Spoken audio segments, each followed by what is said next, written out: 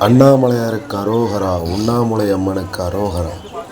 திருவண்ணாமலையில் கிரிவலப் பாதையில் அமையப்பெற்ற இத்திருக்கோவில் கார்த்திகை தீபத் திருநாள் அன்று தீபம் ஏற்றப்படும் போது நேரே இருப்பதால் இக்கோவிலுக்கு திருநேர் அண்ணாமலையார் என்று அழைக்கப்படுகிறது. தீபத்தின் ஒளியை காணும் நாம் ஈசனையும் காணும் பாக்கியம் பெற்று இவ்விடமிருந்து தரிசிக்கும் போது ஈசனையும் தீபத்தையும் ஒரு சேர தரிசிக்கும் பாக்கியம் பெறலாம். கிரிவலப்பாதையில் வரும்போது பக்தர்கள் தரிசித்து அண்ணாமலையாரின் உண்ணாமுலை அம்மனின் அருளை பெறுவோம். அண்ணாமலையாருக்கு அரோகரா, உண்ணாமுலை அம்மனுக்கு அரோகரா. திரு அண்ணாமலையார் கோவில்.